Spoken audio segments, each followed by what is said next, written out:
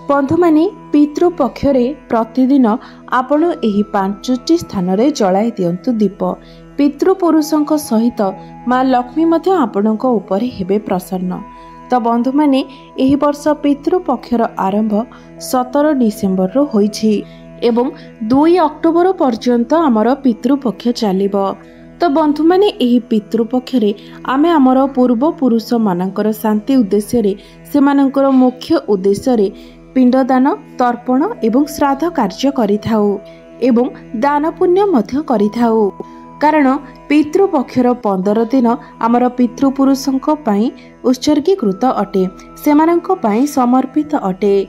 कारण एपरि मान जाई थाए जे एही पितृपक्षरे आमर पितृपुरुष माने धराधाम को अवतरण करिथांती एवं निजर परिवार एवं संतान को खुशी रे जीवन बिताइबार आशीर्वाद प्रदान करिथांती एवं महालया अमावास्या दिन सेमाने धरा पृष्ठरु पुणी थरे पितृलोक को गमन करिथांती। तेबे पितृपक्षर एही 15 दिन रे जदि आमे आमर पितृपुरुष मानकर उद्देश्य रे श्राद्ध तर्पण पिंडदान दान पुण्य एवं एही सब कार्य करिथाउ तो आमको आमकर पितृपुरुष मानकर कृपा प्राप्ति होई थाए, सेमानकर आशीर्वाद मिली थाए। तो एही समय आमे जदि विशेष करी एही 4टी स्थान रे दीप जालु तो आमको आमर पितृपुरुष मानकर आशीर्वाद मिली थाए एवं माँ लक्ष्मी मध्य आम उपरे प्रसन्न होई आम गृह रे वास करिथांती। पितृपक्षरे पितृपुरुषों को प्रसन्न करबा पई दीप जलिबार एही चमत्कारी उपाय बहुत ही प्रभावशाली माना जाई थाए। पितृपुरुषों आशीर्वाद पाइबा पई एवं पितृपुरुषों को प्रसन्न करबा पई प्रतिदिन एही 4टी स्थान रे दीप जलिबाकू बहुत ही शुभ माना जाई थाए एवं आपण बहुत शीघ्र ही एहार शुभ फल देखिबाकू पाई परिबे। तो बंधु माने माँ लक्ष्मी एपरी व्यक्ति उपरे बहुत प्रसन्न होइतांती जो व्यक्ति माने निजर गुरुजन मानकर सेवा करिथांती एवं निजर गुरुजन मानकर मृत्यु परे सेमानक उद्देश्य रे दान पुण्य इत्यादि करिथांती। तो बंधु माने आसंतु जानिबा केउ 4टी स्थान रे आपण प्रत्येक दिन दीप जालिबा द्वारा आपणको आपणकर पितृपुरुषों सहित माँ लक्ष्मीकर मध्य आशीर्वाद प्राप्ति होइथाय। तेबे बंधु माने तेबे भिडियोटी रे आगो को बढ़िबा पूर्वरु आपण भिडियोटी को लाइक करी चैनल टी को सब्सक्राइब कर दियंतु एवं कमेंट बॉक्स रे जय माँ लक्ष्मी निश्चय लिखंतु। तो बंधु माने प्रथमे हेउछि दक्षिण दिग। आमर वास्तुशास्त्र रे दक्षिण दिग को पितृपुरुषंकर दिग बोली माना जाई थाए। दक्षिण दिग रे पितृपुरुषंकर वास होई थाए। तो एही 15 दिन रे अर्थात पितृपक्षर 15 दिन रे आपण प्रत्येक दिन दक्षिण दिग रे एक चौमुखी दीप जलांतु। एपरे करिबा द्वारा आपणकर पितृपुरुष आपणक उपरे प्रसन्न होइथांती एवं आपणको आपणक पितृपुरुषंकर आशीर्वाद मध्य मिली थाए। मात्र ध्यान रखिबे जे एही दिगरे आपण जदि सोरिष तेलर दीप जालंती तो यह सबुठारु अधिक शुभ होइथाए। दक्षिण दिग को जमराजंकर दिग बोली मध्य माना जाई थाए। सेथिपई दक्षिण दिगरे सोरिष तेलर दीप जालिबार अधिक महत्व रहिछि। मान्यता अछि जे जदि आपण दक्षिण दिगरे दीप जालंती तो एहा द्वारा आपणकर पितृपुरुषक पई रास्ता उज्जवलमय होइथाए एवं सेमानकर रास्ता रे कोनोसी बाधा विघ्न आसी न थाए, जहा द्वारा सेमाननको अति सहजरे मोक्ष प्राप्ति मध्य होइथाए। द्वितीय रे हेउछि ओस्त गछ मूलरे दीप जलाइबा। आपण एही पितृपक्षरे प्रत्येक दिन संध्या समय रे ओस्त गछ मूलरे दीप जलांतु एवं दीपरे आपण सोरिष तेल दियंतु एवं सेथिरे किछि कला राशि पकाई दियंतु। बंधु माने ओस्त गछरे देवी देवतांक सहित पितृपुरुषंकर मध्य वास होइथाए।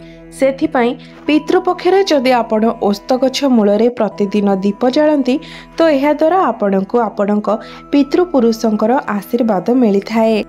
एहा व्यतीत ओस्त गछ मूलरे दीप जलाइबा द्वारा आपणको माँ लक्ष्मीकर आशीर्वाद मध्य मिली थाए। माँ लक्ष्मी आपणको उपरे प्रसन्न होइथांती, जहा द्वारा आपणको गृहरे धन धान्य मध्य वृद्धि होइथाए। तृतीय रे गृहर मुख्य द्वार निकटरे दीप जलाइबा।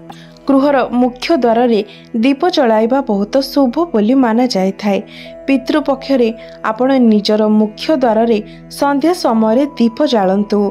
एहा द्वारा आपणक गृह रे जे नकारात्मक ऊर्जा रही ताहा मध्य दूर हो जाए। एहा सहित पितृपुरुष आपणक उपरे प्रसन्न होई आपणको सर्वदा सुखी एवं संपन्न रहिबार आशीर्वाद मध्य देइथांती।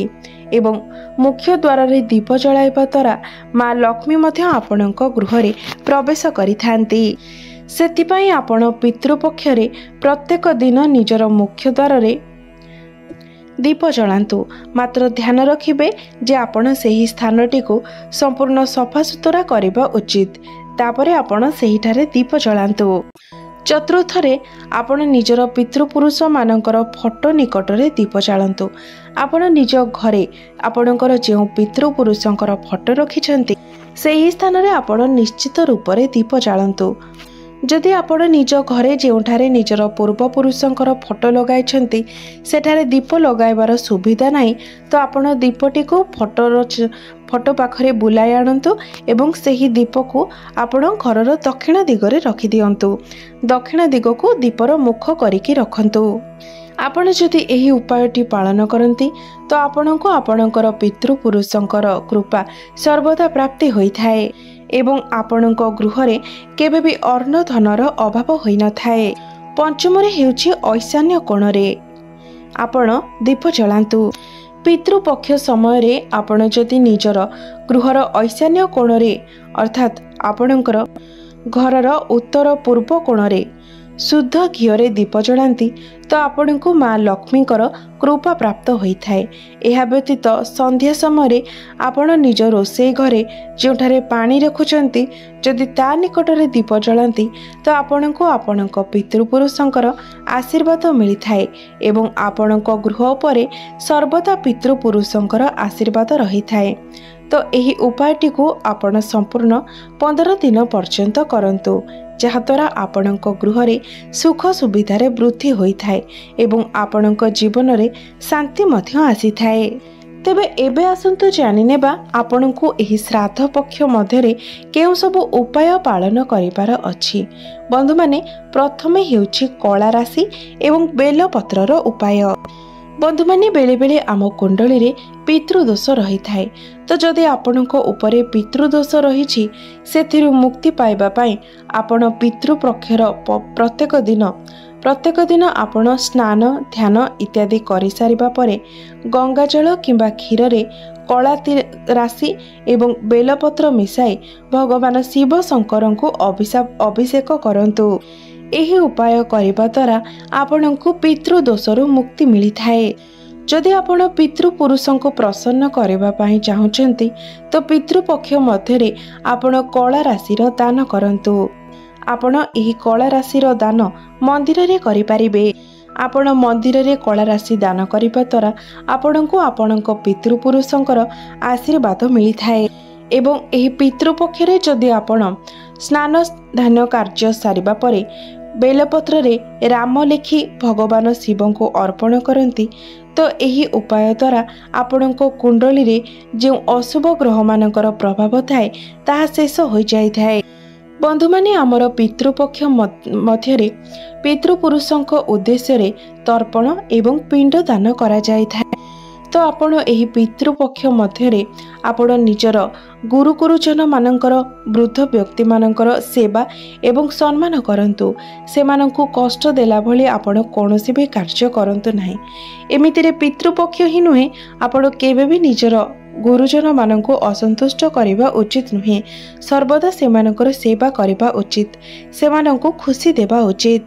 तो एही पितृपक्षरे आपण जदि स्नान सारिबा परे प्रत्येक दिन जल रे कला राशि एवं जब मिसाई पितृपुरुषों को अर्घ्य दियंती तो एही उपाय द्वारा आपणको पितृदोषरु मुक्ति मिली थाए।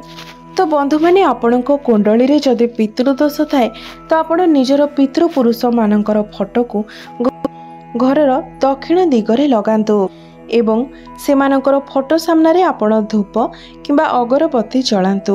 विशेष रूप से आपण श्राद्ध पक्ष मध्यरे एही कार्य को करंतु। ଯାହାଫଳରେ ଆପଣଙ୍କୁ ଏହାର ବିଶେଷ ଲାଭ ପ୍ରାପ୍ତି ହେବ। ପିତୃପକ୍ଷରେ ଆପଣ ପ୍ରତ୍ୟେକ ଦିନ ସନ୍ଧ୍ୟା ସମୟରେ ନିଜ ଘରର ଦକ୍ଷିଣ ଦିଗରେ ତେଲର ଦୀପ ନିଶ୍ଚୟ ଜଳାନ୍ତୁ। ଆପଣ ଯଦି ପ୍ରତ୍ୟେକ ଦିନ ଏହା କରନ୍ତି ତେବେ ମଧ୍ୟ ଆପଣଙ୍କର ପିତୃଦୋଷ ସମାପ୍ତ ହୋଇଯାଇଥାଏ।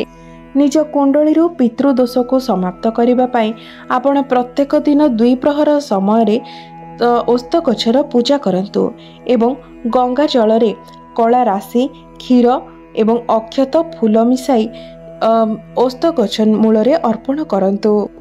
ତ ବନ୍ଧୁମାନେ, ଆପଣ ପିତୃପକ୍ଷରେ ଯଦି ଦୀପର ଏହି ଚମତ୍କାରୀ ଉପାୟ ପାଳନ କରନ୍ତି ତେବେ ନିଶ୍ଚିତ ଭାବରେ ଆପଣଙ୍କର ପିତୃପୁରୁଷ ଆପଣଙ୍କ ଉପରେ ପ୍ରସନ୍ନ ହୋଇଥାନ୍ତି। ଆପଣଙ୍କୁ ଆପଣଙ୍କ ପିତୃପୁରୁଷଙ୍କର ଆଶୀର୍ବାଦ ପ୍ରାପ୍ତ ହୋଇଥାଏ ଏବଂ ଆପଣଙ୍କ ଜୀବନରେ ଚାଲିଥିବା ଅନେକ ଦୁଃଖ କଷ୍ଟ ସମସ୍ୟାରୁ ଆପଣଙ୍କୁ ମୁକ୍ତି ମିଳିଥାଏ।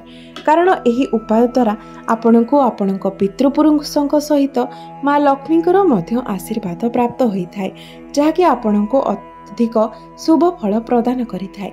ତେବେ ବନ୍ଧୁମାନେ, ମୋର ଏହି ଭିଡ଼ିଓଟି ଯଦି ଆପଣମାନଙ୍କୁ ଭଲ ଲାଗିଥାଏ ତେବେ ଭିଡ଼ିଓଟିକୁ ଲାଇକ୍ କରି ଚ୍ୟାନେଲଟିକୁ ସବସ୍କ୍ରାଇବ୍ କରିଦେବେ ଏବଂ କମେଣ୍ଟ ବକ୍ସରେ ଜୟ ମା ଲକ୍ଷ୍ମୀ ନିଶ୍ଚୟ ଲେଖିବେ।